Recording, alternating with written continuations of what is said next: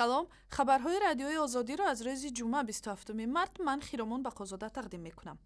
در نماز جمعه دوشنبه روز 27 مارت معاون مفتی تاجیکستان در برابر نمازگزاران پیشنهاد کرد که حزب نهضت اسلامی بسته شود. دوملو سعید اکبر معاون رئیس شورای علمای مرکزی اسلامی تاجیکستان خطاب به نمازگزاران پیشنهاد کرد که مراجعت دسته‌جمعانه به حکومت ارائه شود و مقامات از راه‌های قانونی حزب نهضت اسلامی تاجیکستان را ببندند. چون این دعوت در نمازهای جمعه بعض دیگر مسجدهای ولایت‌ها هم صدا داده است.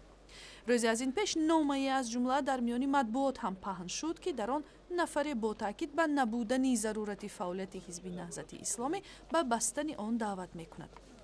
در واکنش به این دعوت‌ها حزب نهضت اسلامی تاجیکستان این گونه صحبت‌ها را انتقاد کرد. این چیز از مسجدها صدا بلند می‌کند، از امام خطیب‌ها از اینا صدا بلند کرده است. خب اگرچه فرمایشی هم باشد، خودی برادران اما امام خطیب هم یک بار هشدار می‌دیم که بستن حزب نهضت بستن مساجد است.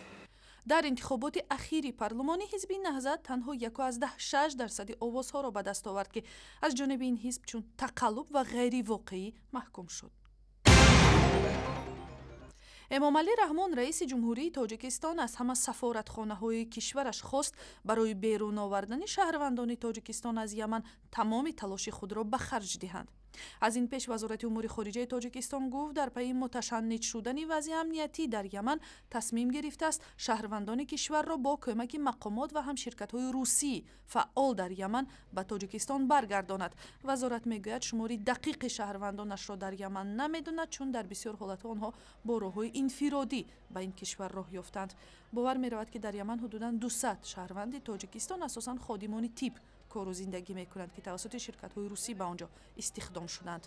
در همین حال خبرهای آخر از یمن درباره متشنج شدن وضع امنیتی گواهی میدهند. هواپیماهای عربستان سعودی و متحدانش روز پنجشنبه نیروهای چریکی قبیله شیعه‌های حوثی را هدف حمله قرار دادند. امروز در تاجیکستان انتخابات اعضای پالاتای بالایی پارلمانی تاجیکستان مجلس ملی جریان گرفت. محمد سعید عبیدالله شهردار دوشنبه عضو مجلس ملی انتخاب شد و ظاهراً بعد 15 سال رهبری این مجلس باز هم ریاست پالاتای بالایی پارلمانی تاجیکستان را برای باز یک دوره 5 ساله دیگر ادامه می‌دهد. مجلس بالایی از 33 عضو عبارت بوده. 25 نفر آنها در رایدهی پنهانی در مجلس‌های ولایتی و پایتخت انتخاب شده. 8 نفر دیگر را رئیس جمهوری تعیین می‌کند. یک نفر دیگر پرزیدنت سابق کشور یعنی زمان قهار محکمов به عنوان عضو فخری مجلس بالایی حق تا آخر عمر در پارلمان باقی ماندن را دارد. پیشگویی می شود که مثل انتخابات مجلسی نمایندگان اکثر اعضای مجلس ملی را حزب حاکم خلقی دموکراتی تشکیل خواهند داد. از همه بیشتر حزب خلقی دموکراتی دوستان در اینجا فعالن و نامزدی این نامزدها نیز از حزب خلقی دموکراتی دوستان باشد.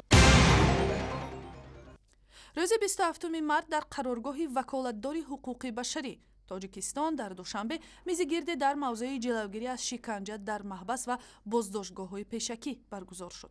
در این بررسی‌ها ابتدا گزارش فرستاده سازمان ملل متحد در امور جلوگیری از شکنجه هوان مندس ارائه شد که در آن دیپلمات غربی درباره وجود شکنجه در مؤسسه‌های اصلاحاتی تاجیکستان اظهار نگرانی کرد. گفته شد که قانون‌های تاجیکستان متهمان شکنجه را تا 15 سال باید محکوم به زندان کنند، ولی تا حال مهلت حد اکثر عاملان شکنجه در حکم‌های سودی از 2 تا 5 سال را تشکیل داده است. مقامات تاجیک میگویند در یک سالی که مشورت‌های سازمان ملل متحد نشر شدند تخمیناً 90% اجرا شدند. مقامات تاکید می‌کنند که اگر سال 2010 48 عریضه در مورد شکنجه پیشنهاد و بر پایه آن 13 پرونده جنایی باز شده باشد، سالهای آخر میزان شکنجه کاهش یافته است.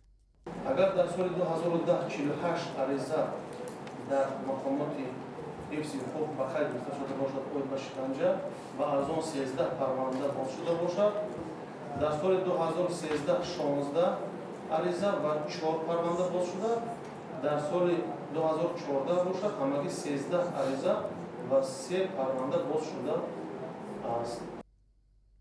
тоҷикистон дар гузоришҳои байналмилалии мудофиони ҳуқуқи башар чун кишваре ёд мешавад ки шиканҷа дар он ҷо ба таври фаровон ва системанок ба кор бурда мешавад. дар давоми 2 моҳи аввали соли ҷорӣ ба тоҷикистон 22 000 тонна орд ба маблағи $9 миллион ворид шудааст, дар ҳоле ки соли гузашта дар моҳҳои январу феврал ба кишвар наздики 37 000 тонна орд ворид шуда буд. ин 40% камтар назар ба нишондодҳои соли гузашта аст. имсол ҳаҷми воридоти гандум ҳам коҳиш ёфт. ин поинравӣ ба қимати орду нон то андозае таъсир кард. дар бозорҳои тоҷикистон ноне ки бо арзиши 1 сомонӣ пешниҳод мешуд, бо ҳаҷми як каме бузургтар таҳия шуда 2 сомонӣ фурӯхта мешавад. нархи як халта орд дар бозори сиёҳ то 190 сомонӣ боло рафтааст, дар ҳоле ки мақомоти шаҳрдорӣ аз масъулини бозорҳо тақозо карданд ордро бо қимати на бештар аз 160 сомонӣ бифурӯшанд. хабару видеои аз ин ҳам бештар дар сайти интернетии Радиои Озодӣ, шабакаҳои иҷтимоӣ Facebook, Twitter, YouTube ва ҳам замимаи Радиои Озодӣ барои телефони ҳамроҳ дастрас аст.